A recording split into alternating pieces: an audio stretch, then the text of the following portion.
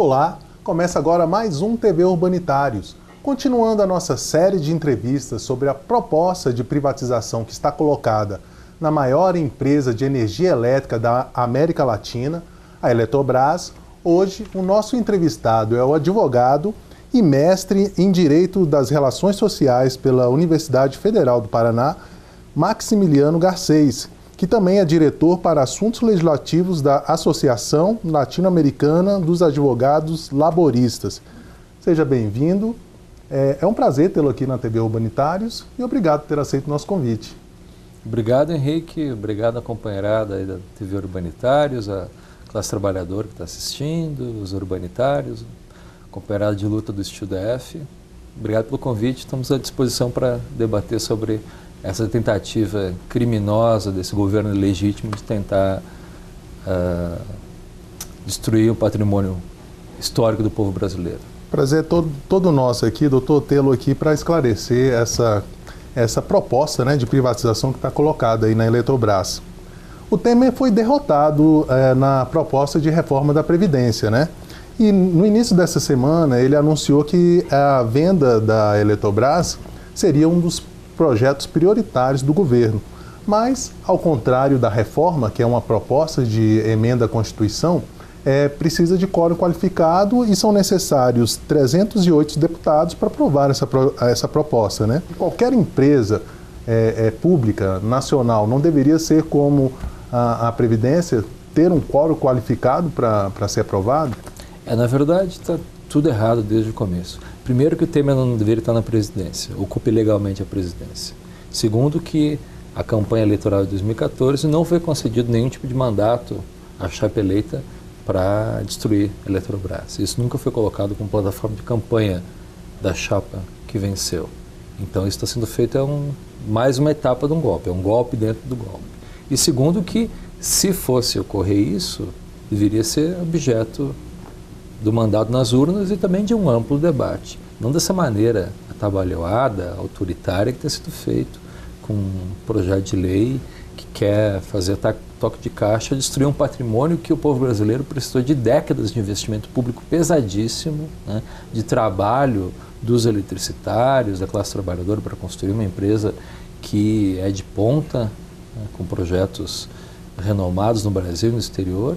E a maior empresa de energia elétrica da América Latina. Sim, e com capacidade aí de tecnologia de ponta, com um histórico importantíssimo, foi fundamental para o desenvolvimento nacional e continua sendo, né? Então é inadmissível fazer isso, seja projeto de lei, seja de qualquer outra maneira que eles queiram apresentar isso. A gente considera que a energia elétrica é um direito essencial da classe trabalhadora, de toda a população. E você privatizar a Eletrobras, além do prejuízo que isso causa para os usuários, né, de não ter uma garantia de uma energia de qualidade, é um prejuízo para a soberania nacional. A situação é tão absurda do que a gente está acontecendo hoje, que o governo Temer consegue ser pior que o governo Trump, por exemplo. O Trump, com todos os absurdos que comete, ao menos teve a sensatez de proibir que qualquer empresa estatal chinesa compre ativos estratégicos norte-americanos, inclusive eleito, no setor elétrico. E que foi eleito o Trump. Sim, exatamente. Apesar dos pesares, foi eleito, com toda a manipulação, mas foi eleito. E para garantir a soberania norte-americana. O governo da Angela Merkel fez a mesma coisa. Proibiu também empresas chinesas de comprar ativos estratégicos. E até eu fiz uma pergunta ontem numa audiência pública que ocorreu em Manaus, sobre a privataria da empresa de energia e distribuição lá do Amazonas Energia. Se essa lógica de defesa da soberania vale para a Alemanha, vale para os Estados Unidos, por que não valeria para o Brasil? Ainda mais tendo em vista todo o trabalho que a Eletrobras faz via Eletronorte, no Norte, em setores altamente estratégicos, fundamentais para a soberania nacional, né, ter o acesso ao patrimônio genético, ambiental, mineral. Imagina como é que a gente vai conseguir ter as rédeas do desenvolvimento nacional se uma empresa estatal estrangeira vai estar determinando como vai ser o setor elétrico brasileiro. Fora o valor, que é algo ridículo, né? Décadas e décadas de investimentos gigantescos para vender por 12 bilhões de reais. Não é à toa que o próprio TCU já começou a demonstrar, está estarrecido com essa possível avaliação. Mas eu tenho certeza que a classe trabalhadora, não só os urbanitários, que têm feito um trabalho importantíssimo, mas o conjunto da sociedade brasileira não vai permitir que esse crime aconteça. Você tocou na questão do valor da possível, dessa proposta de privatização. A gente vai aprofundar esse ponto mais adiante, mas você tocou também sobre uma questão importante, que é a legitimidade que Temer não tem para aprovar essas medidas estruturantes para o Brasil, né? Se por um lado ele não tem essa legitimidade, quem teria é a sociedade, a população. No ano passado foi aprovado um projeto de decreto legislativo, o PDC 948 de 2001, ele foi aprovado na CCJ da Câmara dos Deputados. Essa proposta ela condiciona a privatização da Eletrobras mediante a um referendo popular. Inclusive hoje foi entregue um requerimento assinado por 260 parlamentares de vários partidos, né, solicitando a urgência para que essa proposta seja analisada no plenário da Câmara dos Deputados. O senhor vê a possibilidade de aprovação dessa matéria? Seria o mínimo, né, que se poderia esperar do Congresso Nacional. Como é que vai entregar um patrimônio gigantesco, tão estratégico, sem um debate com a sociedade, sem um aval da sociedade? Ainda mais tendo vindo um projeto do Executivo ilegítimo. Então, o mínimo que se esperaria é que isso, se aprovado, fosse submetido à vontade popular, né? Mas a gente espera que nem isso deveria ser necessário. Esse projeto de lei não poderia existir de maneira nenhuma. Já não tem legitimidade alguma nas urnas para fazer isso, né? Mas o mínimo seria que houvesse esse referendo. Espero que o Congresso Nacional tenha a sensatez de aprovar isso. O ideal é que rejeite a privatização. E aprove esse referendo. Exatamente. Agora, se o Temer e esse governo depender da opinião da sociedade, muito provavelmente ele não terá, porque vale lembrar que esse é um ano eleitoral, né? E no final do ano passado, o Instituto Datafolha publicou uma pesquisa que 70% da sociedade são contrários à privatização, às privatizações, né?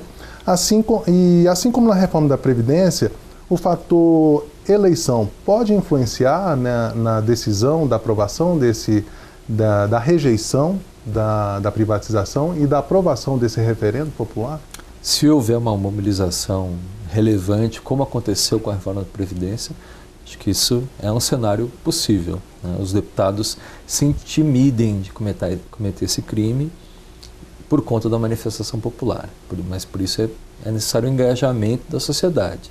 Não basta só o conjunto dos sindicatos, que tem feito um trabalho excelente de mobilização, mas é importante que outros setores da sociedade, os estudantes, né, vários segmentos da sociedade civil, a classe média, camponeses... Até porque a energia é um insumo que impacta na vida de toda a sociedade, né, da indústria, dos comerciantes, dos grandes empresários, né, nos hospitais, nas escolas. Sim, por isso que é fundamental rejeitar essa privatização e colocar o conjunto da sociedade nessa discussão. Essa privatização não interessa nem aos empresários, né, que tem sido, infelizmente, uma classe que tem jogado contra o interesse nacional, mas privatizar a Eletrobras seria prejudicial a eles também. Primeiro, que encareceria a energia, e segundo, que a dificuldade que seria de atrair investimentos de ponta no Brasil, investimentos que precisam de energia de qualidade e barata, com empresas que costumam ser predatórias. Esses leilões né, costumam ser vencidos pelas empresas que têm uma lógica agressiva e predatória do lucro a qualquer custo. Investimentos baixíssimos, sem preocupação com a qualidade dos serviços, né, corte nos investimentos, precarização dos direitos dos trabalhadores, falta de investimento em segurança, que acarreta acidentes do trabalho, mortes, acidentes com usuários, queda de energia, esses apagões todos. E é isso que a gente tem visto de maneira reiterada no Brasil. Privatizam o setor elétrico, a qualidade quase sempre cai. Exemplo agora recente da CELG, ano passado, foi privatizada. Em poucos meses, a quantidade de horas sem energia em Goiás aumentou, acidentes aumentaram, né? Terceirização aumenta. No Rio, outro dia, durante o carnaval, ficou 4 dias sem luz. Sim, até que chegou ao ponto do crime organizado ter que chegar ao ponto do absurdo de sequestrar trabalhadores eletricitários para obrigá-los a que religassem a luz de alguns setores, o que é algo reprovável, né? Os trabalhadores não têm culpa nenhuma dos desmandos dessas empresas, né?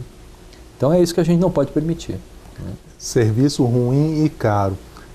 Você falou que exatamente isso, que a tendência é que a energia se torne mais cara. A própria ANEEL já se manifestou dizendo que, se for privatizado, o reajuste inicial será de 17%. Ou seja, é você transferir para a classe trabalhadora, né, o prejuízo de toda a operação. É como aconteceu, por exemplo, com o sistema Telebrás, que foi privatizado e hoje no Brasil nós temos uma das telefonias celulares mais caras do mundo, com serviços péssimos. Você pode fazer qualquer coisa no seu celular, menos conseguir falar no telefone, né, com essa dificuldade toda que é. E sem regulação adequada, sem fiscalização, com essa cartelização, você permitir que empresas que chegam de paraquedas aí para assumir um investimento foi feito durante tantas décadas, quase de mão beijada, é algo que a gente não pode permitir. Agora, doutor Max, o secretário executivo do Ministério de Minas e Energia, o senhor Paulo Pedrosa, ele disse ontem, numa audiência pública no Senado, que não descarta fazer mudanças no projeto de lei que vai começar a tramitar agora no Congresso. Mas diz que seria importante, abre aspas, manter essencial, que é a natureza do projeto, fecha aspas. O essencial para ele é manter a privatização, né? O essencial do projeto é cometer um crime de lesa pátria, né? De prejudicar as futuras gerações, não só os trabalhadores. Esse é o essencial do projeto, desse governo imoral, né? De um presidente que ocupa ilegalmente a presidência, um presidente que de uma maneira vergonhosa foi objeto de 2 denúncias criminais pela Procuradoria-Geral da República, e o Congresso Nacional, nos seus capítulos mais abjetos de sua história, impediu que o Supremo investigasse. E um presidente dessa natureza, desse naipe, quer vender o patrimônio público de mão beijada. A gente não pode permitir que isso aconteça. E que a população acabou gastando bilhões para que essa denúncia fosse arquivada, né? Com a liberação de emendas, de cargos e outras coisas mais, né? Anistias de maneira injustificada, né? E o governo que destrói o caixa do Executivo, né? Do Tesouro Nacional, com anistias desnecessárias ruralistas, com banqueiros, com diminuição de dívida, cancelamento de dívidas, refis imorais, e quer utilizar a sua própria torpeza em seu benefício. Eu destruí o caixa, por isso eu preciso vender essas empresas a valores irrisórios, né? Me lembra a situação do bicheiro na X-Trabalho. Você entra com uma ação contra um bicheiro, né, um trabalhador do jogo do bicho entra com uma ação, e o bicheiro chega no X-Trabalho e diz: não, a ação não pode prosperar porque a minha atividade é ilegal. Por isso que o X-Trabalho não tem competência, porque a minha atividade é ilegal. Então, eles destroem o caixa do Tesouro Nacional e querem utilizar o próprio crime em seu benefício para justificar essa privataria. E é exatamente um governo que fala em corte de gastos e austeridade fiscal, né? Imagina a austeridade desse governo, o desperdício público, esse desperdício absurdo com gastos na televisão para uma reforma da Previdência imoral e que não podia ser diferente, chegou a ser rejeitado. O governo que Você tem o próprio presidente do BNDES, que é a entidade que supervisiona e dimensiona todo o processo de privatização, sendo objeto de uma investigação criminal pela Polícia Federal. Como é que você consegue garantir lisura de um processo dessa natureza com o presidente do BNDES sob investigação? Isso está tudo errado, tem que parar. E se um dia a população brasileira, numa eleição, que um candidato diga: a minha proposta é privatizar a Eletrobras, a minha campanha é essa, eu quero privatizar a Eletrobras, foi eleito, daí ele teria mandato para fazer isso. Que acho altamente improvável que qualquer candidato se eleja com uma proposta desse tipo. Tem sido feito tentativas golpistas, ludibriar a população, e nesse caso com um golpe de Estado. Não só o presidente do BNDES, assim mesmo como o Temer, que é investigado de acusações de desvios no Porto de Santos, né? No Porto de Santos, toda a questão envolvendo Rocha Loures, malas de dinheiro. O próprio ministro Barroso chegou a discutir no plenário do STF com o ministro Gilmar Mendes, alegando que eu vi as malas, eu vi as filmagens, eu vi tudo isso, né? Então é uma situação surreal, vergonhosa. Cheios de dinheiro, né? Conversas pouquíssimo republicanas com o juiz Lei. É vergonhoso. A gente precisa limpar o executivo, retirar essa pessoa que ocupa legalmente a presidência e também revogar as medidas ilegais que foram cometidas por esse governo. Limpar, colocar na lata do lixo todas essas atrocidades, como foi a reforma trabalhista, a lei das terceirizações, a PEC do teto dos gastos, coisas estarrecedoras que nem o regime militar conseguiu fazer. Com todos os seus mortos e ativistas presos e mortos, não conseguiram chegar a esse ponto. Quando você fala que a gente precisa limpar, seria uma limpeza nas urnas ou a gente dependeria do sistema judiciário para ajudar nessa limpeza? As duas coisas, né? É importante eleger um presidente, uma presidenta que se comprometa a revogar essas medidas ilegítimas que foram feitas e também diminuir a impunidade. O que a gente tem visto aqui é o nosso sistema judicial tem priorizado a investigação de um lado só e não de outro, né? A gente vê a tramitação recorde que foi o julgamento do ex-presidente Lula e, como o próprio ministro Barroso já disse no evento, poucos presos no Brasil têm tantas provas contra si do que tem o senador Aécio, por exemplo, com quantidade de inquéritos prescrevendo em relação a figuras próceres aí da atual situação ilegítima. E continua atuando no Senado, aprovando matérias, né? Votando. Matérias prejudiciais para a sociedade, inclusive, né? Sim. Agora, doutor Max, há pouco você falou sobre valores irrisórios, né? Eu tenho aqui alguns dados. Se o sistema elétrico brasileiro ele fosse todo ele construído hoje, segundo os especialistas, a estimativa é que custaria em torno de 400 bilhões. Mas o governo Temer, pela proposta de privatização, quer vendê-la por 12 bilhões. Isso é algo parecido com o que aconteceu com a Vale lá em 97, né, que foi vendida por 3 bilhões, quando só as reservas de minério da empresa valiam mais de 100 bilhões na época. Isso foi objeto de uma ação judicial, houve uma perícia, inclusive, que comprovou esse valor irrisório, que era uma coisa que o próprio senso comum mostrava que era inadmissível, e a questão do setor elétrico é a mesma. Não é à toa que o ministro do TCU já apontou surpresa com esse valor baixíssimo. Espero que a gente nem precise chegar na discussão do valor, que a gente consiga enterrar a privatização. Mas se eles vierem a tentar ocorrer, tenho certeza que, além das mobilizações populares que vão existir nas ruas, também vai ter uma atuação jurídica para impedir judicialmente que esse absurdo prospere, que isso vai ser objeto de análise do judiciário. Mas espero que a gente consiga politicamente barrar isso no Congresso Nacional. Talvez por isso que, por esses valores irrisórios, né, de tanta trambicagem, de parlamentar que tem a campanha financiada por empresários que compraram essas empresas, talvez por isso essas propostas de privatizações são rejeitadas por 70% da sociedade, né? Que já abriu os olhos e não vê isso mais com um fator positivo, né? Entregar o patrimônio público brasileiro para setores empresariais ou setores internacionais, né? Sim, sim. Nós tivemos na eleição de 2014 uma eleição que foi inédita, que o debate de manter direitos trabalhistas foi um cerne, né? A Dilma se comprometeu a manter direitos trabalhistas e venceu, e o governo golpista assumiu e foi contra as urnas. Em 2006, o principal debate no segundo turno entre Lula e Alckmin foi exatamente a questão da privataria, das privatizações. E a população se manifestou de maneira, uma ampla maioria, contra as privatizações. Esse debate já aconteceu, né?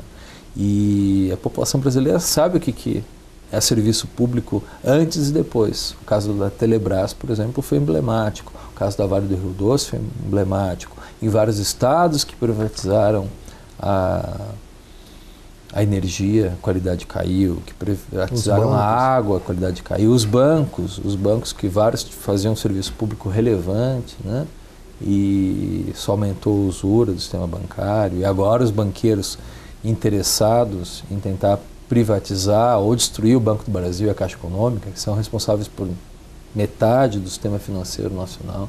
Então a nossa elite tem uma visão rasteira, que é o lucro no curto prazo, nem que isso signifique destruir o interesse nacional e ao longo prazo seus próprios interesses. É uma elite mesquinha, míope, né, que não vê projetos de longo prazo. Só vê o lucro, né? No caso da reforma da Previdência, só a ameaça de aprovação da matéria elevou o lucro dos bancos em mais de 10 bilhões de reais na venda de previdência privada.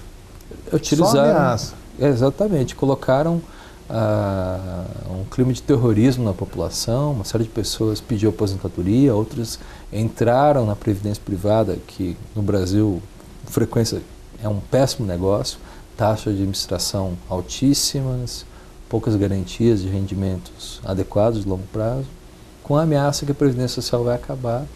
E às vezes você via propaganda do governo federal pela reforma e em seguida uma propaganda dos bancos pela Previdência Privada, semeando a ignorância na população para se beneficiar disso. Um casamento perfeito ali, mexendo poucas peças na sociedade para gerar um lucro exorbitante para setores muito pequenos da sociedade, né?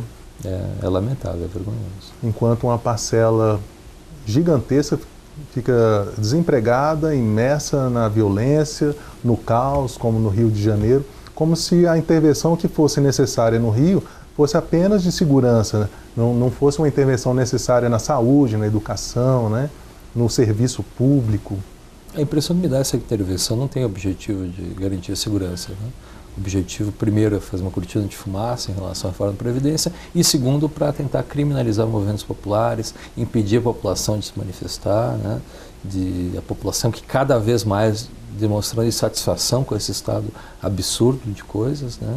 E esses retrocessos todos, o possível impedimento de candidaturas legítimas à presidência da República, esse fechamento das instituições democráticas. Talvez também possa ser uma pauta positiva, porque até agora o Temer só tem pauta negativa, que foi a aprovação da PEC dos gastos, né? A limitação de investimentos na saúde e educação por 20 anos, terceirização, reforma trabalhista, né? Queria aprovar a reforma da Previdência. Então são assuntos extremamente negativos para a sociedade. Talvez seja no ano eleitoral ali tentar alavancar alguns votos, né? Tentando resolver, não digo resolver, porque um problema desse não se resolve, né? Mas amenizar o problema da criminalidade no Rio de Janeiro, né? Mas olha, tem uma série de especialistas que estão mostrando que a intervenção pode beneficiar paradoxalmente o próprio PCC, por exemplo, né? E que não vai combater a violência, mas vai servir para terrorizar a população e coibir a capacidade das pessoas se manifestarem, né? E uma guerra contra os pobres, que é algo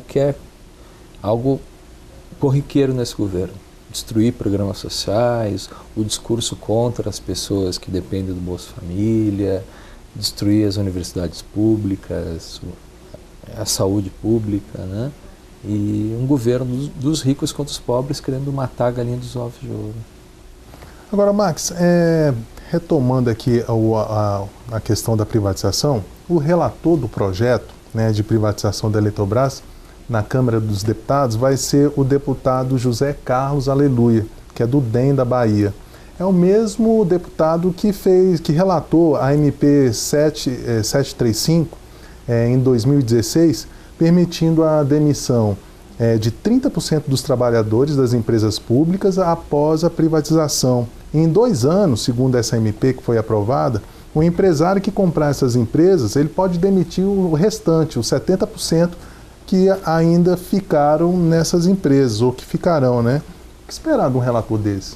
Na verdade, esse pouco que foi concedido, entre aspas, parecia claro que era só para inglês ver, que foi objeto do que já se esperava, que era um veto do presidente legítimo. Então, tudo leva a crer que foi apenas um jogo de cena para tentar ganhar alguns votos e iludir algumas poucas pessoas. Porque a gente nunca levou a sério essa questão da restrição às demissões. Tudo levava a crer que fosse um veto, né? Primeiro, essa privatização não pode acontecer. É ilegítima, é imoral, é prejudicial ao interesse nacional. E também aos trabalhadores que se dedicam com muita garra de criar um sistema elétrico que é respeitado mundialmente, né? E que não podem ser tratados assim de uma maneira tão desrespeitosa. Ontem, eu participei da audiência pública sobre a privatização da Amazonas Energia em Manaus, e o presidente da empresa chegou a ter desfaçatez de dizer que os bons trabalhadores da empresa não deveriam se preocupar porque os bons provavelmente seriam recontratados. Então, na hora da minha pergunta, eu perguntei, então, o senhor possivelmente acabou de praticar assédio moral coletivo aqui, né? O que o senhor quis dizer é que os trabalhadores, que se essa privatização prosperar, além de perder o emprego, vão ser chamados de incompetentes, que não foram contratados porque não são bons, né? E essa é a maneira de utilizar a classe trabalhadora, a população como objeto descartável, né? Que você chupa a laranja e joga fora. A gente não pode permitir que isso prospere. É verdade. Inclusive, esses que ele disse que vão ficar, muito provavelmente ficarão, mas com salários rebaixados, né? Serão recontratados com salários menores. O que a gente tem visto aí nas empresas que são privatizadas, um rebaixamento dos direitos, né? Das condições de trabalho, da saúde, da segurança, né? Hoje no Brasil, um trabalhador de uma empresa privada do setor elétrico tem uma chance muito mais alta de se machucar, se acidentar de maneira séria ou até de perder a vida após uma privatização. E geralmente são essas empresas pouco preocupadas com o interesse nacional e preocupadas com o lucro de curtíssimo prazo, com pouca fiscalização. Então, é a receita mais adequada para dar tudo errado. Você tem esse capital mais deletério, sem fiscalização adequada, seja trabalhista, seja da própria ANEEL, a população à mercê, sem instituições que venham a fiscalizar a qualidade do serviço público, né? Então a gente não tem plano B para isso, é rejeitar a privatização e pronto. Agora, Max, há pouco você falou no presidente Trump, também no interesse nacional. E tem uma questão de fundo aí na privatização que é pouco comentado, né, que é a disputa mundial pela hegemonia energética, né? Em várias partes do mundo, no Oriente Médio e aqui também na América Latina, a gente tem presenciado guerras, né, e desestabilização de governos eleitos, né? Aconteceu aqui no Brasil, está acontecendo na Venezuela e na Síria. Então não se trata apenas de ampliação de negócios de grupos empresariais locais e nacionais desses países, né, que financiam de alguma forma as campanhas desses políticos, né? Se trata também de interesses internacionais em exercer domínios estratégicos e econômicos sobre outros países, né? Exatamente. As empresas do setor elétrico são estratégicas para o desenvolvimento nacional e junto com elas muitas vezes vem acesso a reservatórios de água, acesso a minerais, biodiversidade, e tem uma questão geopolítica também, né, de você não ter a capacidade de gerenciar seu próprio país. Como é que você vai ter um governo que vai conseguir, por exemplo, se tiver uma crise diplomática ou comercial, falar de igual para igual com a China, sendo que o governo chinês controlaria basicamente a maior parte do parque elétrico nacional, né? Isso é rebaixar o Brasil e se meter a ser uma colônia de países mais desenvolvidos, como já foi outrora e continua de alguma maneira, infelizmente, sendo. E então não é à toa que mesmo governos conservadores tomam algumas medidas para proteger o interesse nacional. Esse governo é tão irresponsável, e ontem eu fiz uma pergunta na audiência pública à representante do Ministério de Minas e Energia e praticamente disse que isso não é uma questão do governo. Então a soberania é um governo entreguista mesmo, é lamentável. É manter o governo exportando produtos primários para continuar comprando os produtos já prontos, né? E comprando a própria energia, que é fruto de investimento da classe trabalhadora durante décadas, das riquezas nacionais que a gente tem, daí a gente vai comprar a energia produzida com o nosso esforço de uma empresa controlada por uma potência estrangeira, seja chinesa, seja de qualquer país, ou privada também, que também são tão ou mais deletérias. Então, e são empreendimentos caríssimos, né? Construir uma Belo Monte, por exemplo, é em torno de 30 bilhões de reais. E os investimentos que foram feitos naquela época, construir usinas, eram em momentos diferentes. Hoje esses investimentos seriam muito mais caros, né? Por toda a evolução que a sociedade teve, de conscientização, mais caros. E a conscientização de ter que defender o patrimônio histórico, né? Ambiental, antropológico, as indenizações. E então essas avaliações aí provavelmente são até bem abaixo do valor real.